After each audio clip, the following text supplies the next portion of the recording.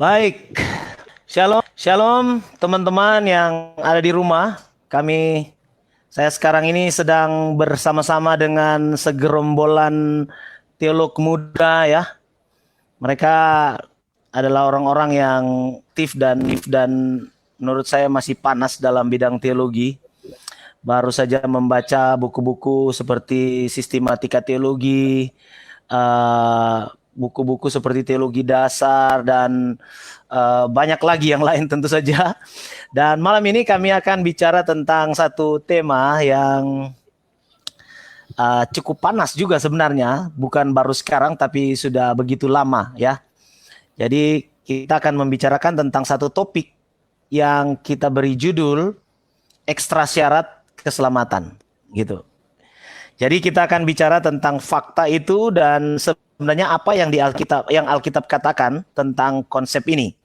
Jadi teman-teman, saya memperkenalkan dulu satu persatu teman-teman yang ada di sini ya, akan memperkenalkan diri masing-masing. Mungkin barang 15 detik ya. Silakan dari Bro Hendra. Silakan. Ya, halo. Senang sekali bisa diundang oleh Bro Pit pada malam hari ini. Ya, perkenalkan nama saya Hendra. Saya sekarang masih menempuh studi di Seminari Alkitab Asia Tenggara. Tepatnya sekarang semester 7. Saya mengambil program MTH, konsentrasi teologi. Ya, sekian dari saya. Silakan, Saudara Philip. Ya. Ya, perkenalkan nama saya Philip. Saya senang sekali bisa bergabung ya di channel FB Bro Pit dan saya sedang menempuh studi S1 di Seminari Alkitab Asia Tenggara dan dalam jurusan STH Teologi. Oke. Lanjut. Bro Al.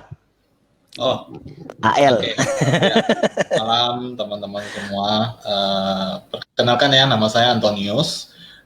Senang sekali boleh hadir pada malam hari ini dan saat ini saya melayani di salah satu gereja di Surabaya dan juga sama seperti rekan-rekan yang lain, saya juga menempuh studi di Seminari Alkitab Asia Tenggara. Ya. Oke, baik. Terima kasih. Sekarang Hansel ya. Ya, selamat malam semuanya. Nama saya Hansel. Saya sama dengan teman-teman yang lain saat ini sedang menempuh studi di Seminari Alkitab Asia Tenggara. Dan program studi yang saya ambil adalah Sarjana Teologi Konsentrasi Musik Gereja. Ya, itu dari saya. Oke, musisi. Baik, itu saja. Oh, ada Efrandi ya. Oh, masih ada. Baik, selamat malam rekan-rekan semua, penonton Bopit dimanapun Kenapa ada? Saya dengan Lefrand di sini. Saat ini saya sedang menempuh studi di Seminari Alkitab Asia Tenggara, mengambil konsentrasi Magister Teologi. Program studi teologi. Oke. Baik, terima kasih Bible lovers di rumah. Itulah perkenalan mereka. Yang 4 itu, kecuali orang yang di bawah saya, Bro Al itu masih single semua mereka. Jadi kalau ada yang ingin chatting-chatting, memperkenalkan diri lebih jauh bisa ya. Bisa langsung di sini pun, tapi kita tidak akan bahas itu panjang karena kita punya pembicaraan lain. Baik, guys, kita akan bicara tentang tema yang sebenarnya tema klasik, tetapi itu masih tetap harus kita kumandangkan, kita gaungkan, sebab masih terlalu banyak orang Kristen juga yang salah kaprah dalam hal ini. Itulah sebabnya kita harus terus mengumandangkannya. Jadi ini juga ada kaitannya dengan, tentu saja dengan apa yang Alkitab bicarakan di sepanjang Perjanjian Lama sampai Perjanjian Baru. Oke, topik kita adalah tentang keselamatan, ekstra syarat keselamatan. Menurut kalian ini, siapa kira-kira duluan ya yang mau ngomong? Menurut kalian ada apa sebenarnya yang sedang beredar di dalam gereja berhubungan dengan keselamatan ini? Mungkin ada yang mau memberikan pandangan atau beberapa contoh fakta. Kita siapa dulu ya? Dari musik gereja ini. Bro Hansel dulu. Silakan Bro. Iya. Ya mungkin kalau ngomong soal keselamatan ya mungkin yang saya amati gitu ya, mungkin ada di dua ekstrim ya, dua kutub yang berbeda. Nanti mungkin dari rekan-rekan yang lain boleh menambahkan. Di sisi yang satu Ya. ada yang sangat menekankan perbuatan baik begitu ya, ada yang sangat menekankan usaha, perilaku moral begitu dalam achieve, dalam memperoleh keselamatan itu. Tapi di ekstrim yang lain, di sebelah yang lain, ada beberapa tradisi yang memang menekankan anugerah itu sangat apa ya, tinggi sekali. Jadi seolah-olah Ya. ya sudah, karena ya benar-benar karena anugerah sehingga menyebabkan satu konsekuensi di mana seringkali ada orang-orang yang mungkin jadi take it for granted gitu ya, kalau bisa dibilang. Jadi Oke. apa ya namanya? Ya oke, kalau begitu saya bisa melakukan apapun seenaknya. Mungkin itu sih yang Jadi saya dosa pun tidak ada masalah ya. betul. Ya mungkin dengan kata lain seperti itu gitu. Ya itu mungkin dua kutub yang saya amati kalau dari saya gitu. Iya, ada dalam istilah teologi itu kan hyper grace ya Ya di betul. sisi yang lain. Betul. Oke. Ya, ada lagi kira-kira fakta yang lebih konkret seperti ada contoh mungkin yang bisa kalian berikan. Saya ingin dengar dari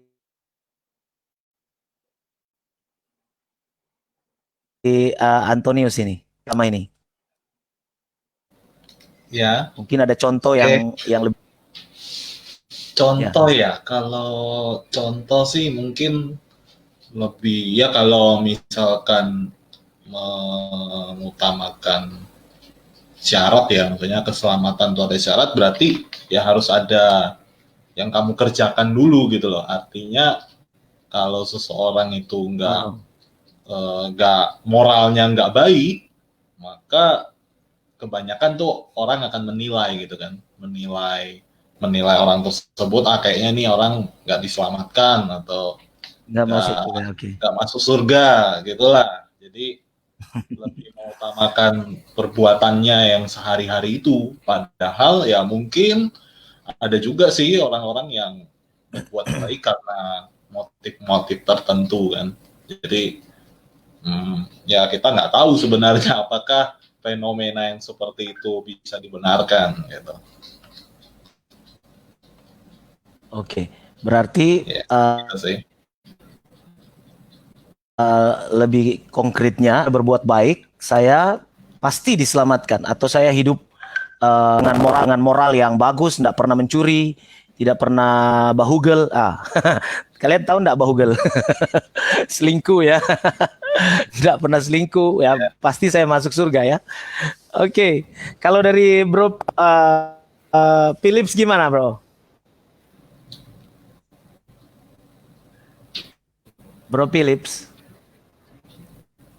Macet kayaknya. Nggak dengar Kalau ya? dari Macet ya? yang saya rasa sih, iya. Oke. Kalau dari yang saya lihat sih sebenarnya di tempat saya gitu ya. Ya. Saya melihat masih ada pengaruh dari kepercayaan orang Kristen itu sebelum dia jadi Kristen maksudnya. Di tempat saya itu memang banyak orang-orang yang percaya di gereja tapi latar belakang non Kristen gitu ya. Jadi bukan dalam keluarga Kristen keturunan. Nah, biasanya itu konsep-konsep yang ditawarkan atau diajarkan mereka itu ya berbuat baik memang. Nah, berbuat baik untuk mencapai istilahnya kalau dalam agama Tionghoa ya nirvana atau yang seperti itu begitu. Nah, makanya sehingga ketika dia percaya kepada Tuhan Yesus gitu ya, masuk Kristen, dan saya lihat ya itu masih ke bawah gitu. Dan saya pikir itu juga sangat masuk di akal begitu. Yang namanya untuk mendapatkan surga, reward gitu ya, tentu harus ada sesuatu yang didapatkan, yang harus dikerjakan begitu ya.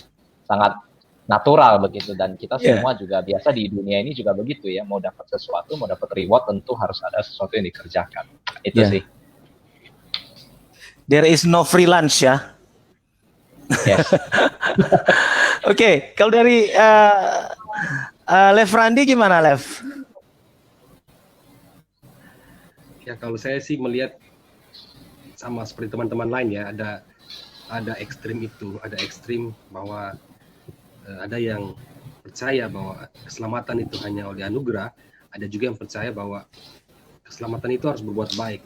Saya kira itu memang pandangan dunia yang ada di sekitar ya. Bahkan selain Kristen Worldview. itu ada pandangan seperti itu.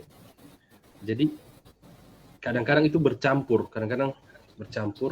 ke orang-orang Kristen itu sendiri sehingga mempengaruhi konsep keselamatan mereka. Nah itu yang sebenarnya harus diajarkan ke orang Kristen bahwa ya ada pemahaman yang keliru gitu. Ada banyak sih. Terlepas dari gereja yang memang gereja yang mengajarkan bahwa keselamatan itu anugerah, tapi pada tingkat pemahaman jemaat tidak sampai ke sana gitu. Itu ada problem. Gitu. Oke. Baik. Kadangkala kita memang menemukannya justru pada orang-orang yang ada di sekitar kita, seperti om, tante, ya, saudara-saudara kita, dan mereka Kristen gitu loh. Oke, kalau dari Bro Hendra gimana? Ya, kalau dari saya secara pribadi, karena tema kita malam hari ini berbicara tentang ekstra syarat masuk surga, maka justru pertanyaan sebaliknya adalah syaratnya apa? Seperti itu. Apakah syarat ini dipahami sebagai sesuatu yang harus dilakukan? Maka kalau syarat ini dipahami sebagai sesuatu yang harus dilakukan, pertanyaan berikutnya adalah siapa? Siapa yang melakukan itu?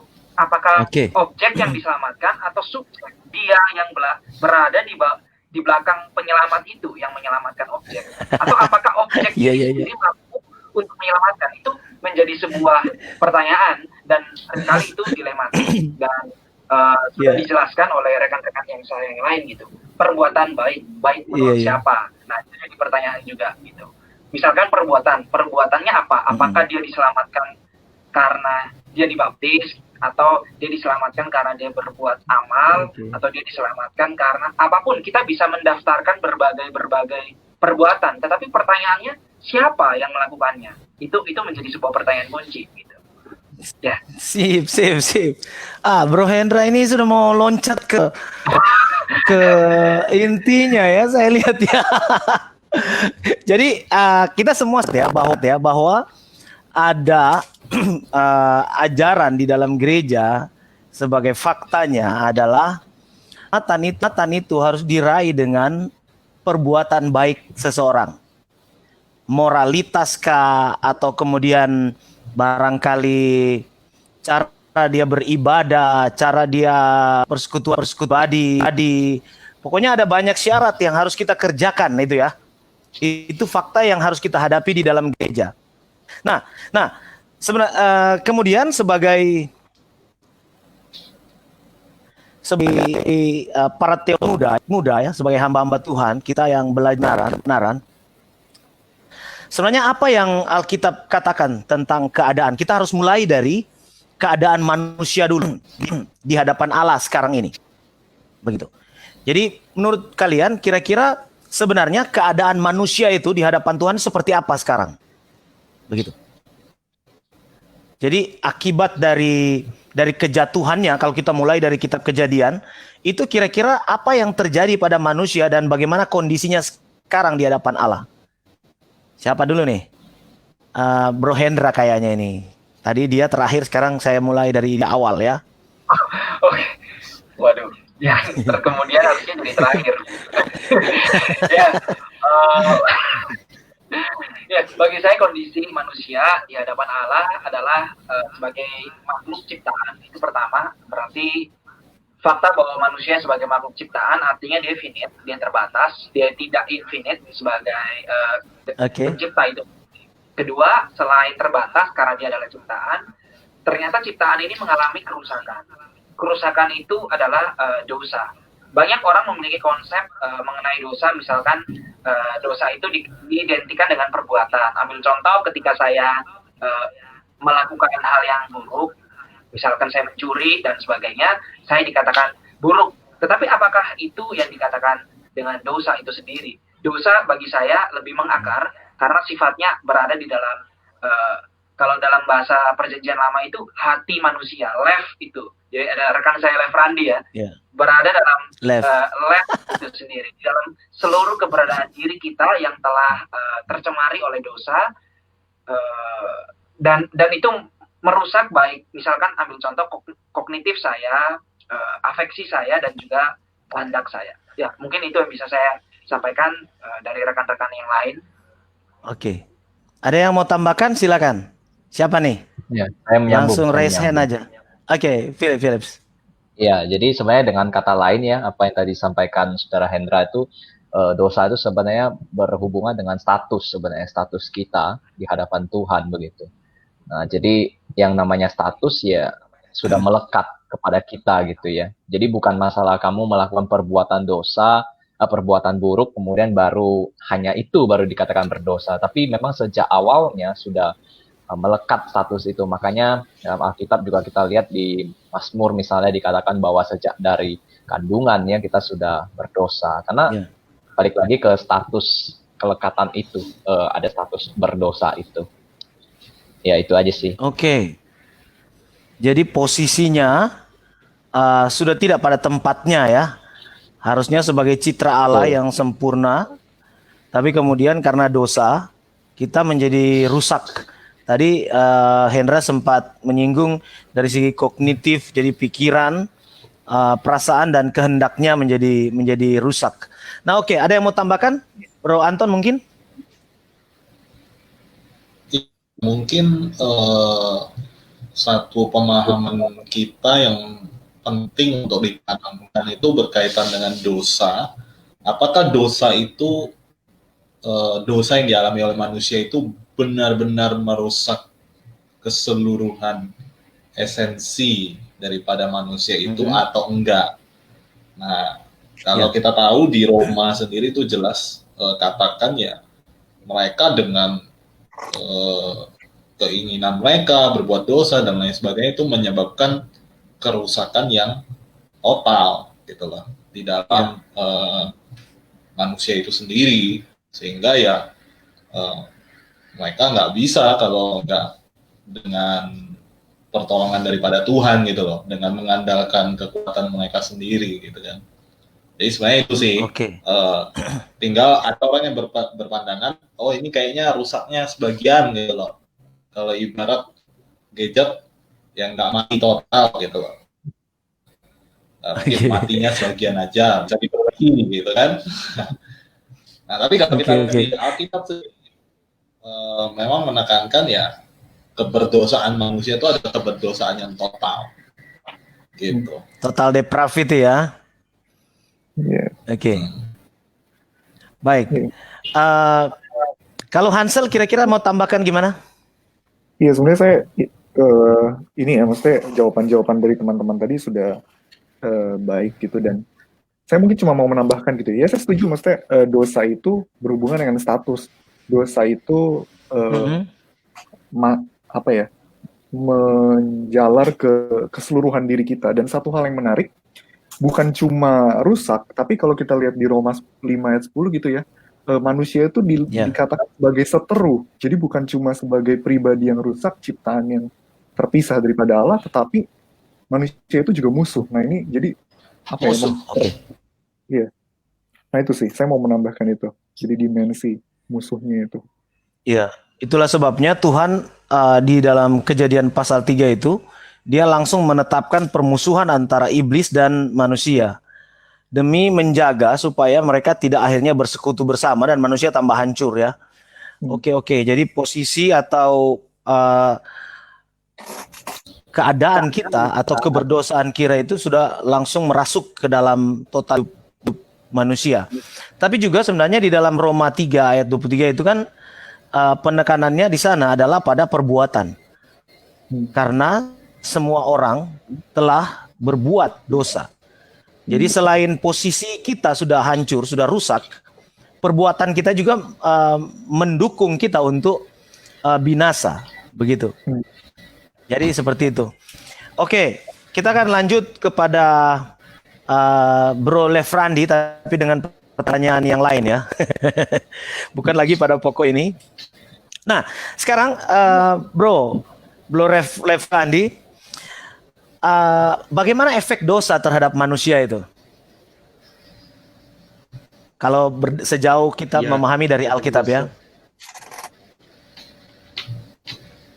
Ya, seperti yang dikatakan teman-teman tadi, efek dosa itu betul-betul merusak ya, pola berpikir, Ya. kognitif tadi, sehingga perbuatan pun cenderung bahkan melawan Cenderung melawan Allah. Allah gitu. Nah, tapi saya mau tambahin sebenarnya efek dosa itu bukan hanya terhadap manusia ya, tapi memang keseluruhan sistem yang ada di dalam dunia ini gitu. Oke. Karena kutukan itu ya. Benar sekali. Oke, jadi karena dosa, manusia jatuh dalam dosa, lalu Tuhan mengutuk semua, bahkan tanah dikutuknya, karena manusia dikatakan laki-laki akan susah payah bekerja. Nah, hanya itu saja, kira-kira masih ada data lain, Lev? Ya, teman-teman saya yang akan menambahkan. Oh, oke. Cari aman melulu ya. Oke, siapa nih yang mau tambahkan? Ini Mungkin apa kira-kira efek atau bagaimana dosa itu terhadap manusia? Silakan. Ya, yang jelas Siapa tadi pasti mendatangkan maut ya. Oke. Itu kata kuncinya. Pasti, karena kan upah dosa itu kan adalah maut. Jadi Maut. pasti ketika kita berdosa itu kematian itu udah menjadi absolutely gitu bagi manusia semua. Ya. Itu sih. Ya. Mati ya, mot tamot. Kalau di dalam teks perjanjian lama itu Tuhan bilang kamu pasti mati. Ada 2 kata mati malah dipakai. Nah, sekarang begini, bagaimana dengan serangan dari para kristolog balon itu? Sorry saya gunakan kata itu. Yang biasanya bilang begini, lo Alkitabmu itu enggak benar itu.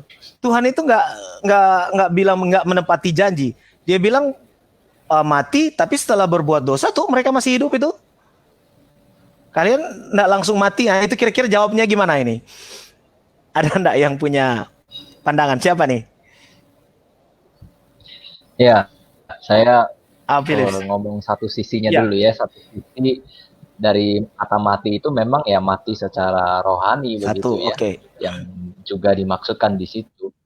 Ya, mati secara rohani artinya ya terputus hubungan dengan Allah sang pencipta, sang pemberi kehidupan begitu.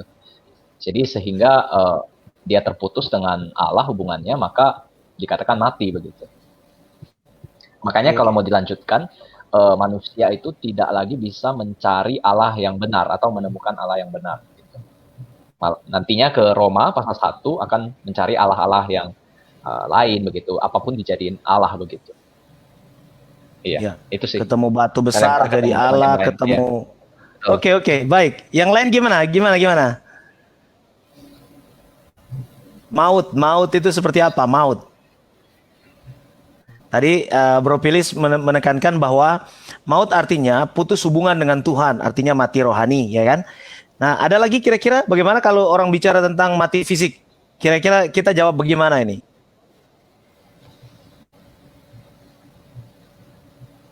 Ada? Bro Hansel gimana? Maksudnya Ada pandangan? mati fisik itu langsung gitu. Iya, mereka bilangnya begitu. Loh, itu tuh enggak mati kan gitu. Kira-kira apa yang harus kita katakan jika ada pertanyaan begitu? ya memang kalau mau bahas Maksudnya tentang setelah maut, Adam dan Hawa jatuh, ya kan? Ya, ya memang bukan ini ya, bukan hanya berbicara soal kematian. Ya memang benar tadi yang dikatakan oleh Philips, ya berbicara memang tentang kematian rohani ya. Tapi memang di satu sisi ini juga berbicara tentang kematian fisik, tapi bukan secara langsung gitu. Tetapi di dalam efek pada manusia gitu. Nah saya lupa tadi, saya udah nyatet ayatnya, cuma saya tadi nyari, belum ketemu. Tapi itu sih, maksud saya ada 2, memang ada 2 maknaan itu. Gitu. ya ada yang mau tambah kira-kira? Jadi tetap saja mati fisik kan ya, ada ya. Betul. Ya, bukan dalam artian mati Faktanya langsung, kita gitu. semua mati. Ya, betul. Jadi tidak langsung seperti setelah Adam dan Hawa makan lalu mati. Tapi kemudian kalau kita baca terus sampai kepada pasal 5, pasal di silsilah itu ya, keturunan Adam, itu semua diakhiri kehidupan mereka dengan mati, kecuali siapa namanya itu yang naik ke langit itu ya. Tapi kita tahu nanti di Wahyu dia akan bangkit lagi. Ada 2 saksi yang akan turun nanti dan mereka akan sana gitu. Sama-sama dengan Elia. Oke. Kalau begitu kita sepakat bahwa dosa itu merasuk ke dalam diri manusia dan merusak. Dan kerusakan yang diakibatkannya itu bersifat total dari dan kehendak, semuanya rusak. Meskipun ada yang berkata masih ada puing-puing kebenaran dalam diri manusia, itulah sebabnya manusia masih memiliki moralitas ya. Orang masih tahu karena ada yang baik, ada yang jahat, masih sampai di situ. Tapi kemudian untuk bisa mencapai Allah, kata Antonius tadi, tidak mungkin kita dapat melakukannya lagi karena kerusakan yang diakibatkan oleh dosa. Begitu ya teman-teman, ya sepakat ya? Oke. Selanjutnya kalau begitu, dapatkah seseorang itu lolos dari hukuman atas dosa? Karena akibatnya maut tadi, atau akibatnya masuk ke neraka ya karena dosa itu, dapatkah seseorang lolos dari hukuman itu? Nah, ini ada yang komen, Henok namanya. Iya yang tadi ya. Terima kasih Daniel ya. Oke, siapa nih? Langsung on aja ya, nanti angkat tangan baru. Ya, mungkin saya ya. Kalau bagi saya, cara supaya kita tahu. Ya, silakan. Semua orang dalam pengertian ini bahwa misalkan kita membaca di dalam Roma 3 ayat 23 ya. Karena semua orang telah berbuat dosa dan telah kehilangan kemuliaan Allah. Dan oleh ini cukup sampai di situ aja ya, 23 gitu. Jadi ini menunjukkan sebuah fakta yang bagi saya benar bahwa semua manusia berada di dalam hukuman Allah karena telah jatuh ke dalam dosa. Maka setiap kita memiliki hal yang sama, yaitu dosa. Dan kemudian memang itu. Nah sekarang adakah yang bisa lolos dari itu? Iya, karena siapa ya? Saya Philip. Ya. Oh, Philip, sorry.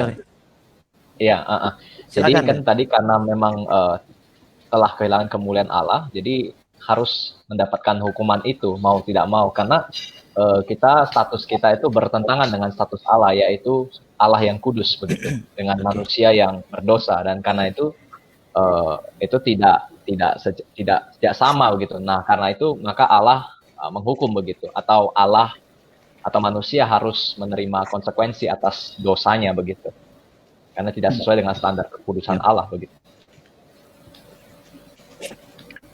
Saya mau tambahin sedikit, boleh? Oke, ada yang mau tambahkan? Iya, Hansel, silakan. Iya.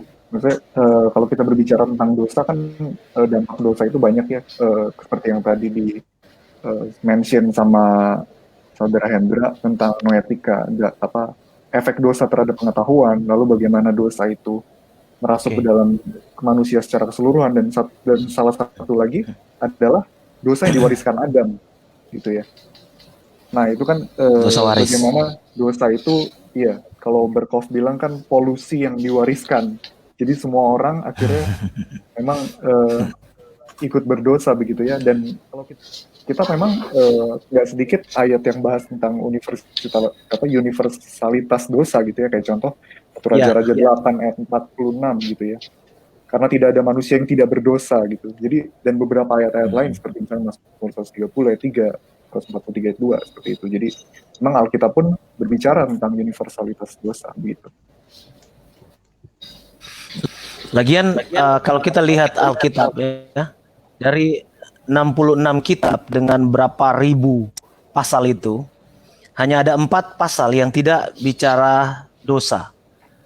Pasal 1 dan 2 dari kitab Kejadian, dan pasal yang terakhir ya dari kitab Wahyu. Hanya 4 pasal itu yang tidak bahas dosa.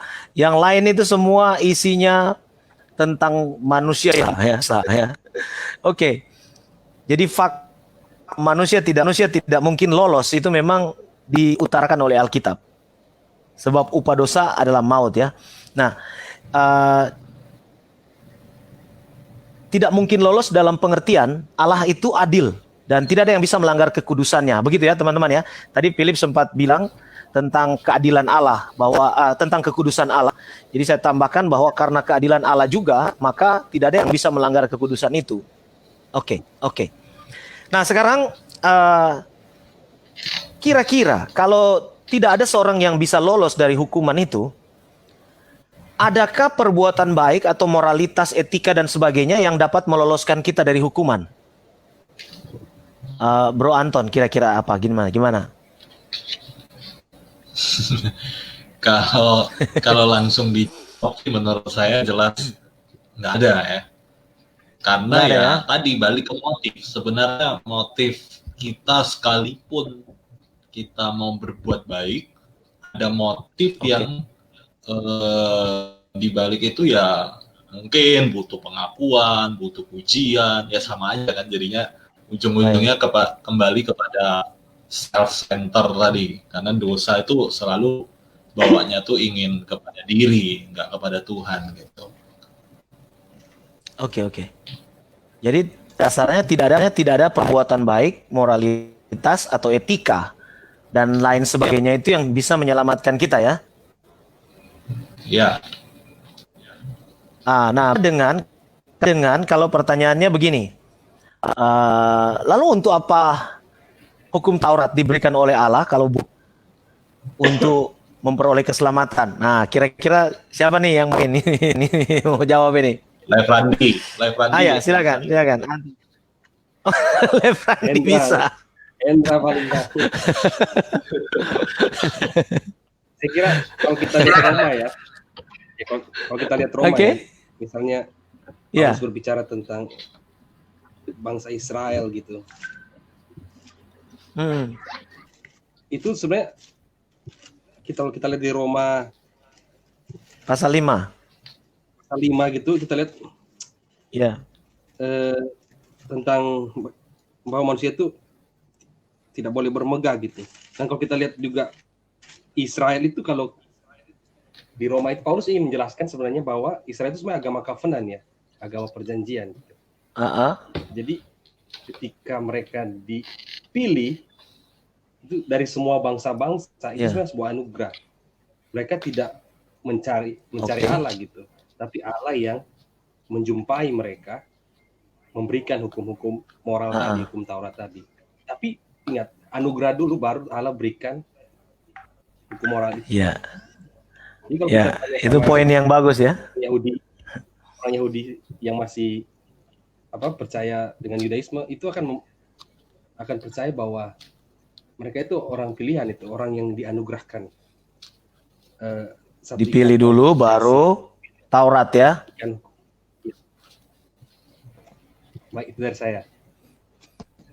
Iya, saya kemarin mempelajari tentang iman Abraham. Saya khotbah itu dalam 4 seri, tapi itu baru seri 3 yang terakhir. Saya menemukan Kejadian 15 itu, yang pasal 15 ayat 6 ini dibilang maka percayalah Abram kepada Tuhan. Lalu kemudian percayalah Abram kepada Tuhan, maka Tuhan memperhitungkan itu sebagai kebenaran. Jadi percayalah itu yang menjadi setelah Tuhan memberi janji lalu dia percaya. Dan karena percayanya itu membuat Tuhan membenarkan dia. Jadi tetap oleh iman seperti yang dikatakan oleh Paulus ya. Karena oleh iman semua manusia dapat diselamatkan. Oke, berarti soal moralitas, etika, perbuatan baik. Bagaimana dengan baptisan? Kira-kira menurut kalian ada enggak orang yang mensyaratkan keselamatan itu dengan baptisan? Sekarang ini. Pernah dengar enggak soal itu? Banyak. Hendra kayaknya pernah dengar. Banyak ya? Oh Indra. Iya. Ada yang pernah dengar di khotbah atau di mana? Pilih dengar suaranya. Dengar suaranya Iya, Philip kalau sih. dengar. Ya, kalau baptisan memang ada sih yang mengatakan. Bahkan itu juga ada di dalam pemikiran beberapa Oke. jemaat, ya. Kayak saya jumpa teman yang sudah kritis parah begitu ya di rumah sakit begitu. Nah, dan belum dibaptis itu. Nah, keluarga tuh bisa khawatir begitu. Keluarga bisa sangat khawatir dan ya akan bertanya pada hamba Tuhan, ini gimana ini? Belum baptis ini. Nah, itu sih yang saya temui di Nanti kalau jemaat tiba-tiba mana ya? sekalipun.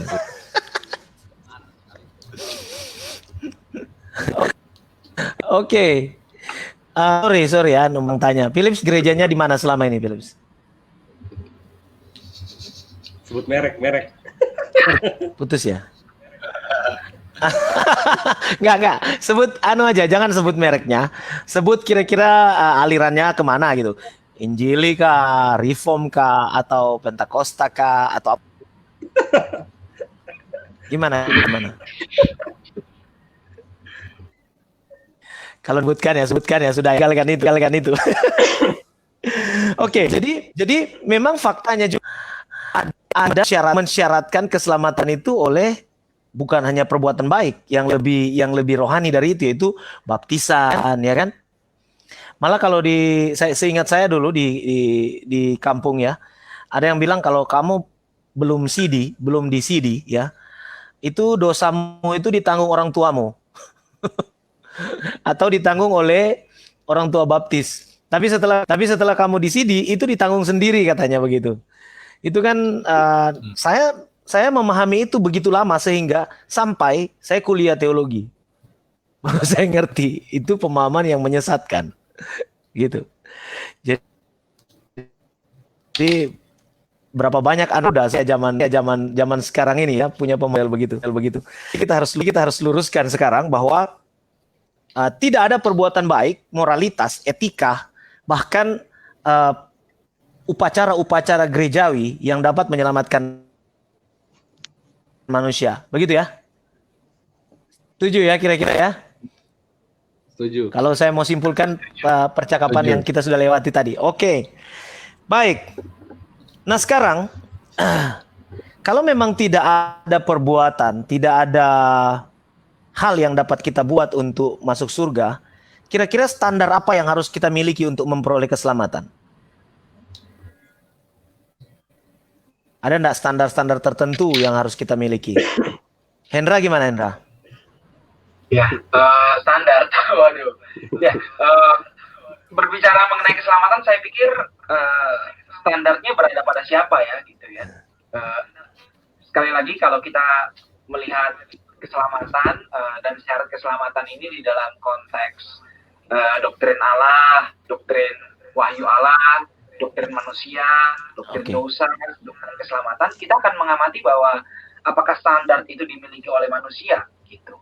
Nah, sekali lagi kalau misalkan kita kembali setelah manusia jatuh ke dalam dosa di Kejadian pasal 3, Allah itulah yang mengambil inisiatif untuk menyelamatkan manusia, gitu. Iya. Jadi dan kemudian itu dibahasakan oleh Perjanjian Baru bahwa dan digaungkan oleh para reformator, justification by faith alone. Itu menjadi salah satu distingsi dengan Katolik Roma pada waktu itu. Jadi justification by faith alone itulah yang akhirnya menjadi kriteria, kalau boleh di standar bisa dikatakan seperti itu. Tapi kalau kita telaah kembali, nampaknya iman ini juga bukan sesuatu yang ujuk-ujuk ada di dalam kehidupan manusia gitu. Tetapi iman ini merupakan sebuah pemberian dan karya dan anugerah Allah dalam hidup manusia. Oke. Nah, maka dari awal sampai akhir kita akan melihat tangan Allah itulah yang penuh dengan anugerah yang menyelamatkan manusia. Tidak pernah ada suatu standar yang akhirnya pada dirinya sendiri manusia itu menjadi sosok makhluk yang menyelamatkan dirinya, seperti itu. Oke. Jadi bahkan iman pun itu pemberian Allah ya. Mungkin apakah lebih cocok pemberian Allah berdasarkan iluminasi dari Roh Kudus? Penerangan Roh Kudus. Iya. Kalau menurut saya sih regenerasi. Memang banyak Iya, iya. banyak teolog yang mengatakan bahwa iman itu ditaruh karena kata pistis kata benda kan ya, lalu ditaruh di dalam diri manusia. Jadi ataukah lebih ke arah iluminasi Roh Kudus, lalu kemudian orang itu bertobat karena yang mentobatkan kita kan Roh Kudus ya, sepakat itu ya. Jadi Roh Kuduslah yang memberi penanganan lalu kemudian kita mengerti firman dan bisa menerimanya. Begitu. Jadi yang mentobatkan orang ini ya, maksudnya begini, yang mentobatkan manusia itu kudus. Gitu. Jadi kan ada konsep pertobatan kan? Jadi yang mentobatkan kita adalah atas penerangan Roh Kudus sehingga kita bisa mengerti kebenaran, mengerti keselamatan dari Allah, lalu kemudian kita akhirnya menerima itu, gitu loh. Jadi lebih tepat ke arah penerangan Roh Kudus.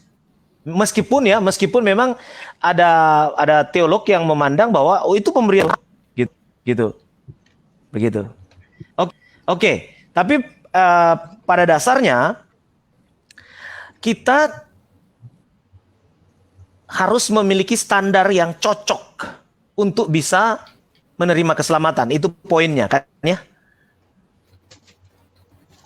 Dan standarnya itu tadi menurut Hendra tidak ada yang dapat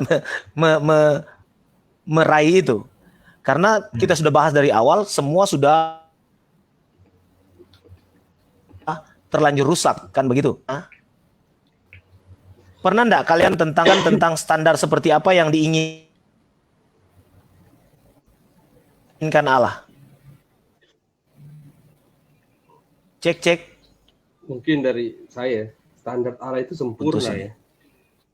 Iya, siapa? Saya. Oke. Saya. Left, terus? Ya, silakan. Ya, standar Allah itu sempurna ya. Kalau menurut saya, dari pembacaan saya, bahwa Allah itu menciptakan manusia itu segambar dan serupa dia. Jadi tuntutan Allah itu sangat tinggi gitu. Oke. Bahkan ketika hukum Taurat diberikan, itu sebenarnya sebuah hukum moral yang sempurna, sehingga ketika manusia mencoba melakukan apa yang diberikan Allah, standar hukum moral itu dalam Taurat, itu standar yang sangat tinggi gitu, dan tidak satupun orang yang dapat melakukannya. Tapi Tuhan menunjukkan kepada Israel bahwa ini standarku, tapi kalian nggak mampu. Jadi ya. Oke. Allah. Ya. Iya. Jadi kenapa saya tanyakan ini, teman-teman? Jadi kenapa saya tanyakan ini? Karena ada yang memiliki pandangan bahwa yang namanya moralitas itu ambigu. Artinya begini. Di masing-masing daerah yang namanya moralitas itu berubah-ubah, tidak sama, ya kan? Jadi maksudnya dia adalah tidak ada standar yang jelas. Ini sebenarnya sudah masuk ke pandangan kalau kita coba menelusuri lebih dalam. Tidak ada standar yang jelas tentang moralitas. Itu yang berkembang hari-hari ini. Kalau kita mau mencoba untuk berdiskusi dengan orang, menanyakan atau mendengar orang bicara. Kalau bicara tentang moralitas, banyak yang berpikir bahwa moralitas itu sekarang standarnya tidak lagi absolut, tapi malah relatif, gitu. Dan itu yang harus kita bicarakan, kita barangkali tegaskan bahwa Randi bilang tadi ada standar absolut yang diberikan dalam, dan lihat saja hukum Taurat, begitu. Jadi Alkitab itu adalah standar moral yang tetap, yang absolut dan berlangsung selamanya. Standar Allah tidak pernah menurun. Yang turun adalah ya manusianya, ya kan? Begitu. Nah, sehingga kita bisa simpulkan bahwa kalau kita mau bertanya standar apa yang harus kita miliki, ya standar Allah berkata, kuduslah kamu sebab aku kudus. Ya, teman-teman. Ini yang harus kita tekankan terus-menerus, bahwa ada standar yang absolut yang tidak pernah berubah yang diberikan oleh Allah Dan itu hanya dapat diperoleh di Alkitab. Begitu. Oke ya? Oke. Nah sekarang bagaimana kita memperoleh standar itu sementara kita sudah rusak? Kira-kira kalian pandangnya gimana?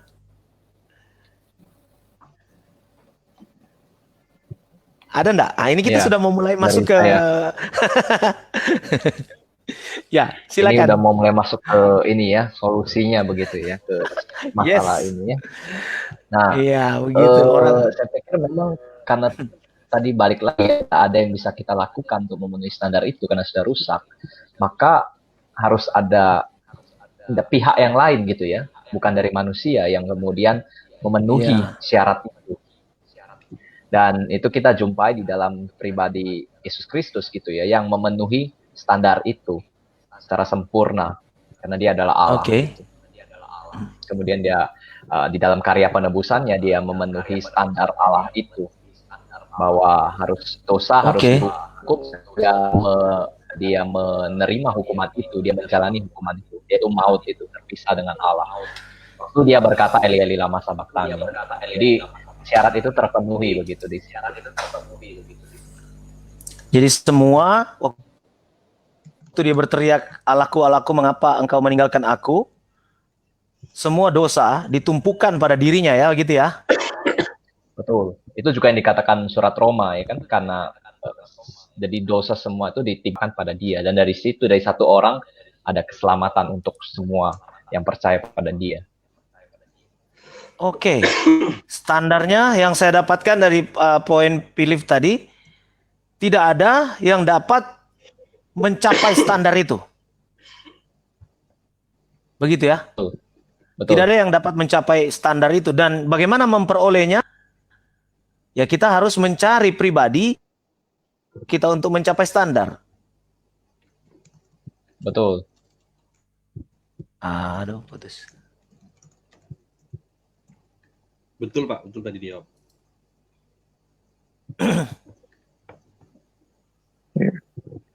Halo? Pak Peter? Ada masalah koneksi. Halo? Oh, udah. Cek. Oke. Nah, ini baru. Ya, Ini having trouble connecting. Tapi ini sudah ya, oke ya. oke. Halo, tinggal dua ini yang belum masuk ini, Hendra sama Philips. Oke, nah kita lanjut tadi ya. Menarik karena manusia tidak bisa mencapai standar Allah tadi. Oke. Lalu kemudian Philip bilang, ya tapi capainya. Sekarang tidak ada yang bisa capai itu. Sebabnya kita harus mencari orang yang bisa membuat kita mencapai standar itu. Betul. Begitu ya. Betul. Nah, bagaimana caranya? Tadi sudah sempat disinggung. Ya, ada Kristus yang datang ke dalam dunia sebagai pribadi yang sempurna karena dia Allah. Lalu kemudian dialah yang menolong manusia mencapai standar itu. Oke? Betul. Nah, ada yang mau tambahkan soal sampai di sini? Ya mungkin saya tambahin sedikit ya. Ya, silakan. Seperti Adam yang ketika dia jatuh ke dalam dosa, semua jatuh ke dalam dosa. Nah, begitupun ketika kita berbicara dengan Kristus ya. Ini berbicara tentang federalisme di dalam Alkitab ya. Bagaimana satu orang itu mewakili keseluruhan umat manusia. Jadi sistemnya sama seperti Adam yang jatuh ke dalam dosa dan mempengaruhi semua manusia. Ya begitupun sama halnya ketika Kristus datang ke dalam dunia, ya dia mewakili manusia dari keberdosaannya. Ya, itu yang saya mau tambahkan. Oke, baik. Jadi karya Kristus lah yang bisa membuat seseorang mencapai standar itu. Gitu ya. Baik, tambahkan? Ya, mungkin dari Ada. saya ya. Ya, silakan Hendra. Ya, bagi saya karya Kristus seperti tadi yang sudah dijelaskan oleh rekan-rekan saya yang lain. Bahkan kalau kita menyoroti di dalam Roma 3 dan Roma 4, saya dan Lefrandi pernah ya kita menyelidiki teks ini ya, Roma 3 dan Roma 4. Itu ada beberapa scholars perjanjian baru, mereka memperdebatkan kata pistis di sana seperti itu. Oke. Pistis to Yesus artinya kita karena kesetiaannya Yesus Kristus atau karena iman di dalam Yesus Kristus. Nah, bagi saya Oke. pemikiran yang modelnya dualistik seperti ini sebenarnya di dalam teologi perlu kita hindari ya. Artinya Yap. kalau saya percaya di dalam Yesus Kristus dan memang karena kesetiaan daripada Yesus Kristus itu menyelamatkan saya, bukankah itu tidak berkontradiksi sama sekali seperti itu? Iya. Karena karya Kristus, ketaatan Kristus di kayu salib, dia berinkarnasi, datang mengambil rupa sebagai manusia, dan di dalam dialah Allah itu memberikan anugerahnya bagi kita, seperti itu. Ya. Baik. Jadi semata karena Kristuslah dan hanya Kristus yang bisa membuat kita mencapai standar dan lolos dari hukuman. Itu poinnya juga yang penting. Jadi sebenarnya apa efek terhadap kita setelah Kristus mati? Kita perlu pertegas itu sekarang. Ada efeknya setelah saya mencapai standar berdasarkan apa yang Yesus perbuat di dalam Yesus. Ada yang mau jawab? Setelah itu. Sebenarnya kita sudah singgung-singgung sejak awal. Anton. Jadi ya dibenarkan sih, dalam arti kan kalau kita sebelum percaya kepada Kristus, kita ini kan manusia yang berdosa. Lalu pada waktu kita dibenarkan karena karya Kristus di atas kayu salib, maka kita dibenarkan gitu kan, dan di istilahnya tuh apa ya, memperoleh hidup yang kekal itu. Jadi ada imputasi kebenaran itu kalau menurut saya. Jadi kebenaran Kristus itu diimputasikan kepada setiap kita. Jadi itu yang kita dapatkan gitu.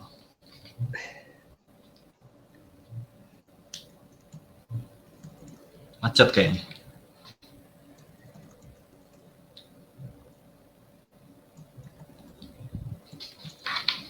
Tes. Kedengeran ya suaranya? Iya, Kedengeran. Bropit ini please. Iya. Agak down. Ya.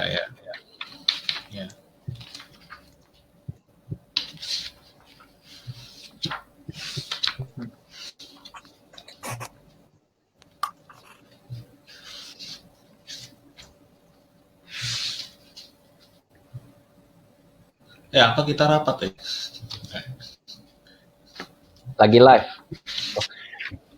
Lagi live, Oh, ya, lagi live. aku sambil ketik. Halo, Oke ya. Bro Pit, Nonton- Pak Peter. nonton. Kita tunggu sebentar.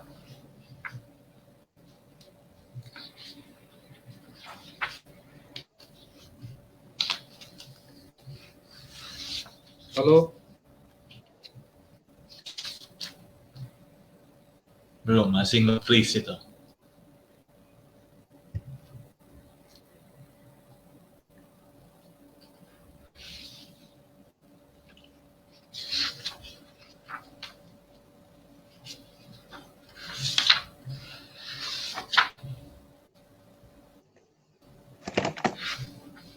oh didengar suaranya.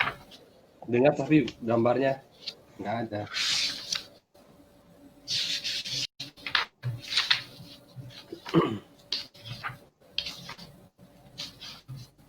Oke. Cek. Cek, oke. Oke. Baik. Iya, tadi sampai mana ya? Ini sinyal ini. Oke, tadi sampai masalah imputasi. Saya sempat dengar itu. Soal Ya. kebenaran Jadi- Kristus diimputasikan. Jadi kan Ya, karya jadi Kristus di kebenaran Kalvari Kristus ada. itu Ya. diimputasikan kepada orang berdosa. Seperti itu Ya. sih. Jadi kalau dari Kristus ada karyanya penebusan, pembenaran, ya kan? Itu yang dilakukan oleh Kristus sehingga kita bisa mencapai standar yang dikehendaki oleh Allah. Begitu ya, begitu poin yang kita ingin yang ingin disampaikan. Sekarang kalau kita diselamatkan berdasarkan karya-karya Kristus di Kalvari itu, pertanyaannya, dapatkah keselamatan itu hilang? Siapa nih? Setelah Kristus ya, setelah kita menerima Yesus juru selamat, setelah kita berkata, ya Tuhan aku mau percaya, aku menerima Engkau secara pribadi. Nah setelah itu, kira-kira dapatkah keselamatan yang ada pada kita itu hilang? Karena kita masih ada di dalam kemah ini, kemah yang lemah ini, kita masih jatuh dalam dosa. Jadi sederhananya begini, kalau misalnya saya tiba-tiba jatuh dalam dosa lalu mati, kira-kira saya masuk mana? Itu bahasa yang sering ditanyakan. Siapa nih yang mau jawab? Philips barangkali? Iya. Kalau dari saya dengan tegas mengatakan tidak dapat hilang begitu ya. Oke. Nah, tidak dapat hilang begitu karena memang keselamatan atau ya keselamatan karya hidup kekal itu terletaknya bukan pada kita tapi karena Tuhan yang menjamin begitu. Nah, Ya. Allah yang menjamin bukan pada kita. Sederhananya kalau pada contoh tadi ya, misalnya saya berbuat dosa kemudian mati. Nah, pertanyaannya adalah apakah dosa itu yang menentukan saya kemana begitu? Maksudnya saya diselamatkan atau tidak? Kalau begitu nanti akhirnya jatuh lagi standarnya atau yang menentukan adalah diri saya begitu. Tapi Oke. karena yang menentukan atau yang menjamin adalah Tuhan, maka karena anugerahnya lah yang menyelamatkan saya. Sehingga ketika saya tidak bisa pungkiri bahwa ketika saya sudah terima Tuhan Yesus pun saya tetap bisa jatuh dalam dosa begitu. Ya. Tapi karena Tuhan menjamin, maka saya tetap selamat begitu dan tidak bisa hilang Oke. keselamatan itu. Jadi keselamatan tidak bisa hilang. Iya, balik lagi karena Tuhan yang menjamin gitu. Standarnya Tuhan. Itu jaminannya ya. Betul. Ada yang mau berkomentar yang lain? Silakan. Teman-teman, mau menambahkan kah atau ingin? Kalau saya sih sama kayak Philip ya. Karena Argumentasinya ada yang lain? walaupun sih sebenarnya ini perdebatan nggak sih? Nggak. Bisa diskusi. Namanya juga firman Tuhan berkata, manusia, besi menajamkan besi, manusia menajamkan sesama. Ya, silakan, Ya, Lev. kalau Allah memilih ya, Allah yang akan menopang gitu, Allah yang akan memelihara gitu. Oke. Karena perjanjian itu berlaku gitu. Kalau kita lihat dari keseluruhan Alkitab, Allah berjanji, berjanji, dan setiap janjinya itu dia tepati gitu. Iya. Kalau kita Jadi lihat format Alkitab yang ditulis ya, sampai di Perjanjian Baru. maksudnya format-format Alkitab gimana? Allah yang menampakkan diri kepada Abraham, Ishak dan Yakub dan sebagainya itu terus ada gitu. Jadi bagi saya ya, sekali Allah berjanji dia akan menepati. Gitu. Berarti berdasarkan janji Allah ya. Berarti yang kita pegang adalah, jadi kalau orang bertanya, apakah keselamatan bisa hilang? Tidak. Kenapa? Karena Allah sudah berjanji. Begitu kira-kira bisa jawab? Bisa. Atau ada argumentasi lain dari teman-teman? Ada argumentasi lain dari teman-teman? Anton kayaknya mau tambahin nih. Enggak. Kalau saya sih itu kira-kira orang lain bisa puas nggak? Saya akan pakai argumentasi tentang Roh Kudus ya. Jadi orang yang percaya dan diselamatkan itu kan sudah ada Roh Kudus lah yang tinggal di dalam hati setiap orang percaya. Jadi Kalau bertanya keselamatan bisa hilang, ya saya akan jawab tidak, karena seseorang yang mengalami regenerasi tadi ya, kan dia bisa Kelahiran baru, oke. menerima anugerah dari Allah, kelahiran baru, itu dikerjakan oleh Roh Kudus. Nah, sehingga ya, ketika dia sudah dilahirkan baru, ya dia akan terus berproses gitu kan, namanya kan pengudusan itu kan, pengudusan itu, dan mungkin dia akan jatuh dalam dosa, dia akan jatuh sesekali dalam dosa, tapi dia akan naik lagi, dia akan mengalami pengudusan lagi secara terus menerus, sehingga ya seharusnya dia tetap akan diselamatkan gitu kan. Kalau pertanyaan tadi kan gimana nih kalau dia jatuh dalam dosa terus besok mati gitu, apakah dia tidak diselamatkan? Saya rasa tidak. Maksudnya tetap diselamatkan gitu ya, jadi bukan karena dosa itu terus membuat dia jadi tidak diselamatkan. Nah, pertanyaannya adalah kalau ada orang yang bilang keselamatan itu bisa hilang, ya saya bertanya, mungkin saja dia belum mengalami kelahiran baru, meskipun dia sudah mengalami karunia-karunia roh, kan seperti di Ibrani juga, Ibrani pasal 6 kan ngomong seperti itu, bahwa ya ada orang-orang yang menerima karunia-karunia roh, bahkan ya kalau kita ngomong ada orang yang hidup di lingkungan gereja, tapi sebenarnya dia adalah ilalang. Ya, artinya proses keselamatan itu milik Tuhan. Ya, jadi keselamatan itu kan milik Allah. Kalau keselamatan itu ditentukan oleh manusia, ditentukan oleh perbuatan manusia, maka keselamatan itu nggak jadi milik Tuhan lagi gitu, tapi milik kita. Nah, jadi lihat lagi konsep sudut pandangnya, keselamatan mau dilihat dari sisi Tuhan atau dari sisi kita. Kalau dari sisi kita, ya kita akan bilang bisa hilang karena saya yang menentukan. Tapi kalau dari sisi Tuhan, maka tidak, karena Allah yang menentukan segala sesuatu. Gitu. Oke. Baik, thank you. Tadi ada singgung tentang pengudusan kan ya.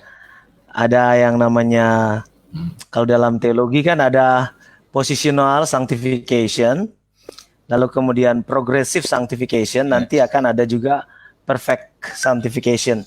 Jadi pengudusan secara posisi, lihat bagaimana Paulus bicara kepada orang-orang di Korintus yang bejat minta ampun itu, tetap mereka dengan orang-orang kudus di Korintus. Lalu kemudian masuk ke dalam progresif. Jadi seorang yang percaya kepada Kristus itu sudah kudus karena Kristus, tapi kemudian dia masuk di dalam progresif. Nanti dia bertemu dengan Kristus, baru dia menjadi sempurna. Oke, kita dapat poinnya di situ ya. Nah, sekarang nih, bagaimana kalau ada orang yang berkata, oh enggak, keselamatan itu harus dipertahankan. Maksud saya ingin bertanya ini, jadi perbuatan baik setelah kita diselamatkan itu untuk apa sih? Nah, Philips ini bisa jawab kayaknya. Gimana Philips? Ya, perbuatan baik itu perlu, tapi bukan untuk mempertahankan keselamatan. Karena balik lagi, kalau itu yang terjadi berarti kita yang menentukan keselamatan itu melalui, atau kita yang menjamin keselamatan itu melalui perbuatan baik kita.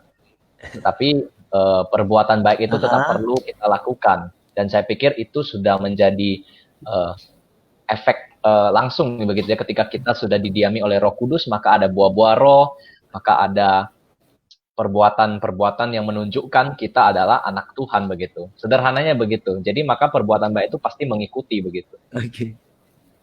Jadi itu perlu. Setelah percaya Yesus maka maka akan ada Roh Kudus tadi ya, yang sudah dikatakan Ko Anton tadi ya, maka akan ada efeknya, kita akan menghasilkan buah-buah roh begitu. Ada perbuatan yang baik, yang mengasihi orang lain begitu. Dan menurut saya perbuatan baik itu kan masuk ke ranah common grace ya. Kalau kita sebut common grace itu bisa dilakukan oleh semua orang. Perbuatan baik itu baik orang Oke. percaya dan orang tidak percaya. Tapi common grace itu tidak menyelamatkan. Karena kalau common grace menyelamatkan, ngapain lagi kita percaya sama Yesus? Orang yang nggak percaya Yesus pun bisa Ya. berbuat baik. Karena itu dialami oleh semua orang. Oke. Maka kita butuh namanya special grace, yaitu anugerah keselamatan yang dari Kristus itu. Tapi common grace tetap harus, karena itu kan wujud kehidupan orang percaya dan itu dialami oleh semua orang gitu kan. Gitu. Ya. Oke. Saya di video yang saya sempar kemarin itu sebenarnya ada 12 hal efek dari atau mengapa kita harus berbuat baik. Tetapi salah satunya yang Philip bilang tadi, perbuatan baik adalah dampak dari penebusan. Jadi efek dari ketika kita terima Yesus, kita berbuat baik. Lalu kemudian ada lagi bagaimana kalau orang buat baik itu adalah dongkrak dia untuk mencapai puncak di dalam menjalani kehidupan.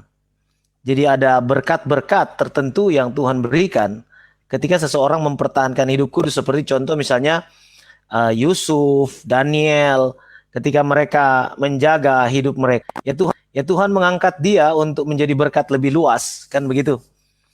Jadi kita tinggalkan itu ya. Yang poin utamanya adalah perbuatan baik kita bukan untuk mempertahankan keselamatan ya. Betul. Ini kita ingin luruskan. Ada lagi kira-kira yang mau tambahkan referensinya? Silakan. Mengapa kita perlu berbuat baik sebagai orang Kristen? Mungkin dari saya ya. Kalau kita membaca Ya, di dalam silakan ya.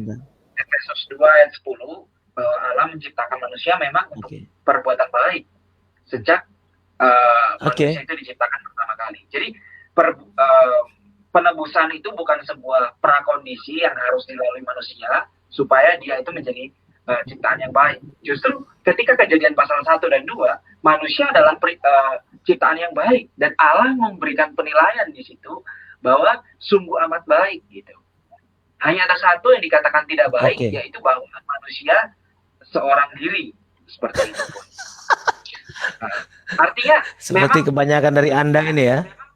Enggak, artinya bahwa Kejadian itu memang melihat manusia itu sebagai ciptaan Allah yang merefleksikan Allah Trinitas gitu, Allah Tritunggal. Ada Bapa, Putra, dan Roh Kudus. Dan kemudian memang kita manusia diciptakan memiliki kapasitas untuk berelasi antara satu dan lainnya gitu. Nah, di dalam relasi itulah kebaikan itu dimungkinkan. Karena ada saya yang sebagai subjek yang melakukan perbuatan baik, dan kepada ada objek di luar saya, misalkan Philip, Hansel, Antonius atau Profit, untuk saya itu membuat sesuatu yang baik gitu. Kalau misalkan saya hanya tinggal eksis seorang diri, maka kebaikan yang harus saya aktualkan itu menjadi sebuah pertanyaan yang tidak bisa terjawab gitu. Ambil contoh seperti kasih dalam relasi Allah Trinitas gitu. Karena Allah itu Bapa, Putra, dan Roh Kudus itu memungkinkan adanya kebaikan yang terjadi, memungkinkan adanya kasih yang terjadi. Bahkan sebelum ciptaan itu ada gitu. Kasih yang kekal dari Allah. Nah, seperti itu. Baik, jadi ini kalau kita coba simpulkan bahwa tidak ada perbuatan baik yang bisa kita lakukan untuk mencapai surga, tetapi setelah kita mencapai surga, maka perbuatan-perbuatan baik kita bisa diperhitungkan oleh Allah. Kira-kira begitu? Tetapi bukan untuk memberikan keselamatan. Begitu ya. Oke. Baik. Teman-teman, first di mana menyaksikan atau lagi cek. Ya, sudah. Sudah oke. Kedengaran? Kedengaran. Oh ya, Kedengaran. Saya hubungkan wifi saya putus. Jadi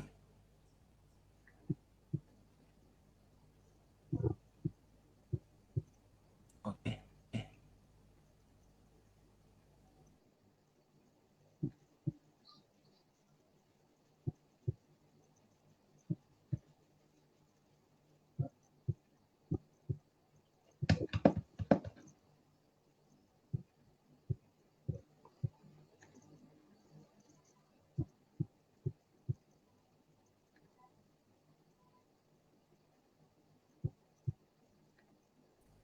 Nah, cek. Oke. Oke, baik. Jadi teman-teman, kita sudah 1 jam ini ngobrol. 1 jam 10 menit. Nah, apa kira-kira yang bisa kalian simpulkan dari percakapan tentang keselamatan ini? Bisa satu-satu lah. Silakan. Ya, mulai dari Randi. Saya suka sekali yang Paulus sampaikan di Roma ya. Dia katakan begini, di Roma 3 ayat 27. Jika demikian, apakah dasarnya untuk bermegah? Tidak ada. Berdasarkan apa? Berdasarkan perbuatan?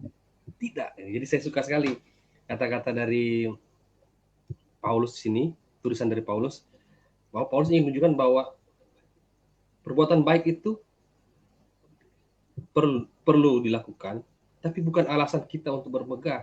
Karena apa? Karena memang Paulus meyakini bahwa kita semua diselamatkan karena anugerah Tuhan gitu.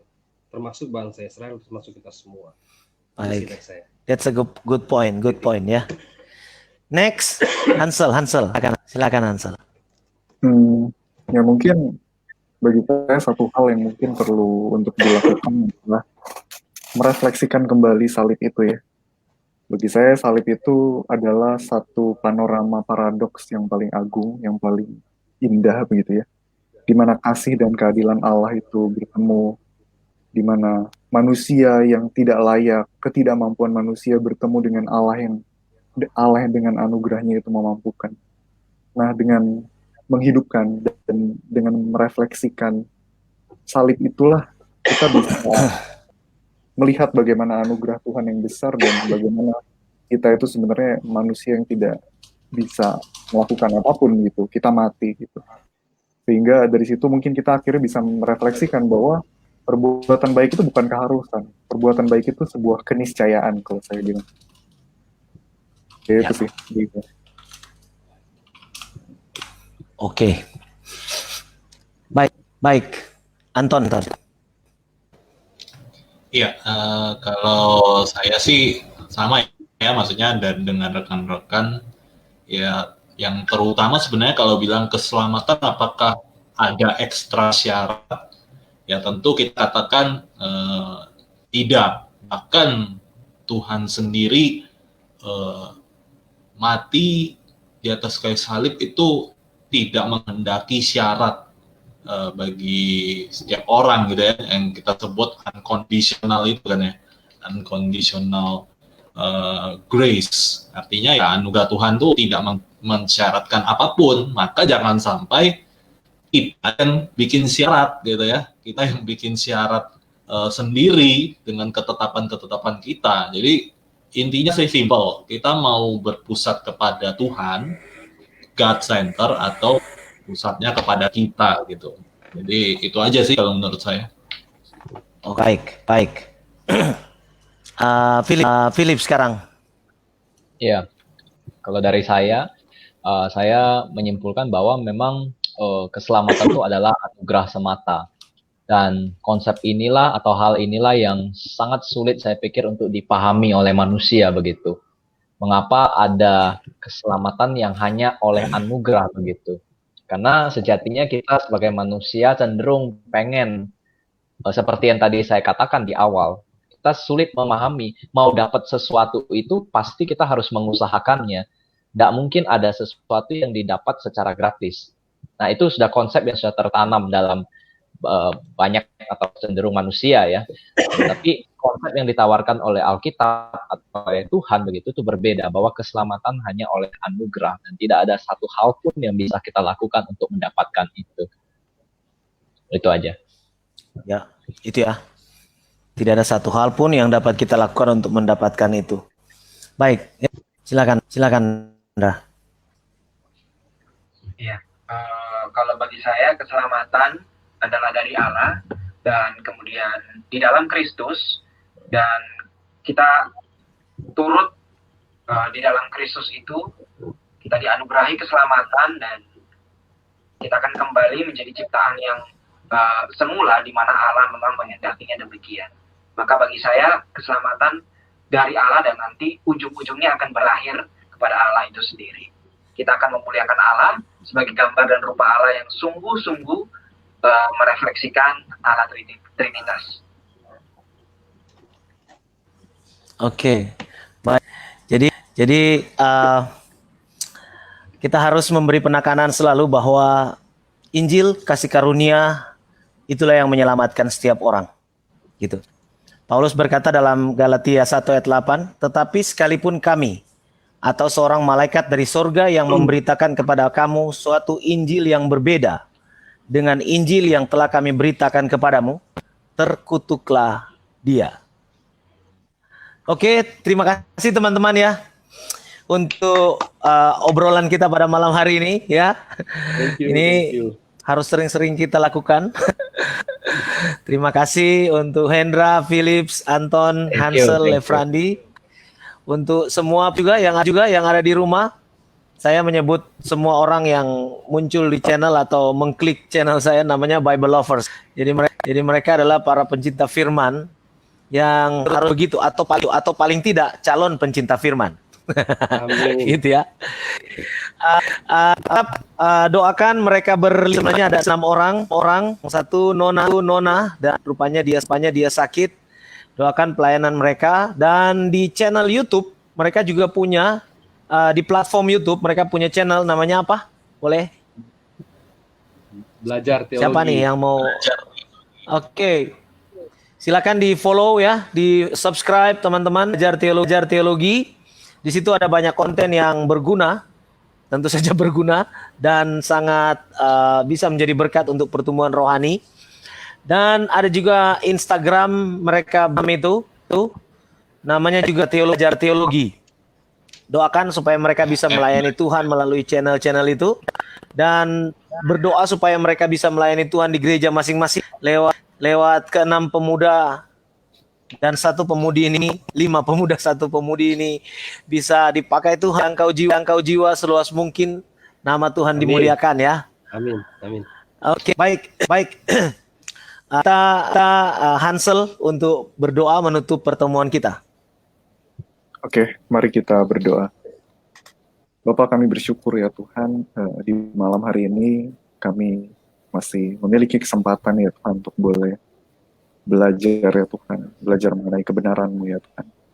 Kami bersyukur ya Tuhan untuk waktu-waktu ini ya Tuhan, dan kiranya melalui apa yang sudah kami jalani ini boleh sungguh-sungguh menolong kami ya Tuhan, untuk kami boleh semakin memelihara iman kami dan memiliki satu dasar, satu kepercayaan yang semakin teguh kepada Engkau ya Tuhan.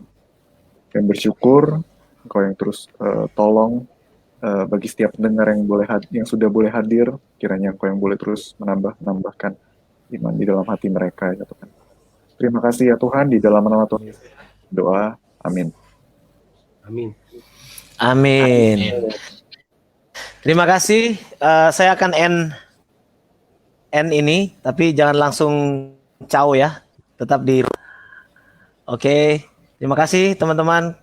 Tuhan Yesus memberkati. Oh, ini ada satu dari senior kita, super pala teolog muda yang kekasih dalam Kristus.